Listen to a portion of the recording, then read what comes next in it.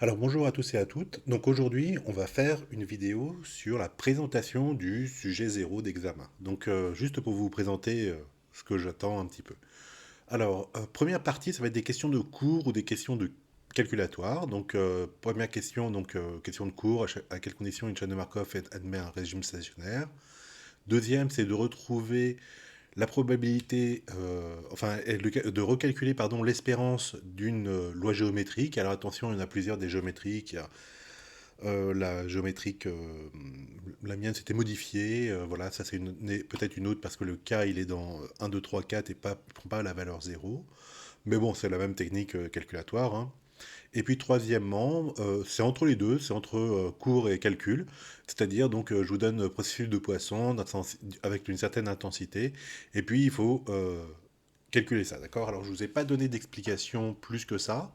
Je le ferai dans la correction et dans la correction, il se peut que je vous dise, oui, bon, alors là, je rajouterai pour l'examen vraiment telle indication ou dans le formulaire rajouter quelque chose. Deuxième exercice, alors vous voyez, c'est pas bien fait, deux, voilà.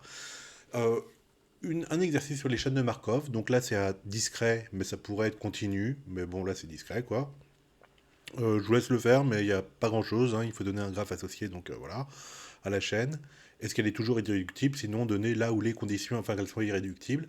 Alors notez bien que moi j'aime bien poser ces questions neutres, c'est-à-dire qu'il n'y a pas de sous-jacent, hein. Donc quand je pose une question, c'est vraiment une question. Sinon, donner là elle est, il y a peut-être oui, peut-être non, hein, d'accord?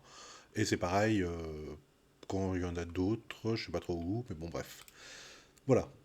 Donc enfin, dernière question, je suppose qu'il est à l'état 1 et calculer la probabilité de revenir à l'état 1, donc probabilité du premier retour dans deux cas différents. Si P est égal à 1, donc si P est égal à 1, vous voyez qu'ici on a 0 et donc ça change beaucoup de choses au niveau du graphe, quoi. Il y a une arête en moins quand même, hein. Et si P est différent de 1, alors si P vaut 0, bah, il y a ça aussi qui peut être nul, ce qui est peut-être embêtant ou pas. Ah bah non, parce qu'en fait c'est 2 à 2, d'accord, donc c'est le retour à 2. Donc voilà, si P égale à 0, c'est peut-être pas grave parce que c'est juste le retour à lui-même, quoi. Voilà. Ah oui, et ça c'est donc le nombre d'étapes, parce que là c'était la probabilité, et là c'est le nombre d'étapes, donc la différence entre la proba et en gros l'espérance, hein. Et donc troisième exercice, plus tourné vers les files d'attente, pardon.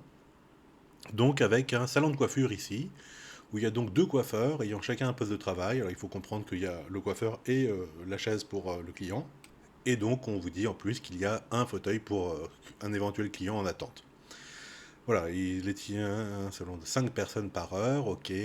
Si un client arrive alors le salon est plein, il repère aussitôt, d'accord. Donc c'est une file d'attente, enfin ils peuvent être exclus au début. Voilà, exponentielle 30 minutes, voilà. Et ben ouais, bah écoutez, il n'y a pas grand chose, hein. Enfin c'est très classique, voilà. Donc on va faire la correction ensuite, mais c'est ce que... donc attendez-vous à quelque chose comme ça, c'est la première partie, donc entre cours et application directe du cours, application directe, hein, pas du tout en lien avec des exercices, enfin des situations plus ou moins concrètes, hein, d'accord. C'est vraiment, voilà, calculer une espérance, calculer le min, le max, etc. Peut-être je vous donnerai une liste de questions que je pense pouvoir poser là-dessus, comme ça vous pourrez les préparer en amont. C'est pas très grave, hein, voilà, comme il n'y a pas de document, si vous connaissez tout par cœur, tant mieux. Ensuite, un exercice, donc ici, il est donc chaîne de Markov discret et déjà qu'il n'y a que des maths, quoi, il n'y a pas de modélisation. Mais il se pourrait que ce soit la chaîne de Markov continue ou avec une petite modélisation. Vous voyez, je pourrais par exemple inverser les deux ici, par exemple mettre de la modélisation dans la chaîne de Markov, etc. Et puis ici, donner un truc un peu plus proche de mathématiques, déjà tout fait, sur le, le- le temps d'attente, les files d'attente. Voilà. Et ben écoutez, c'est tout pour cette mini présentation.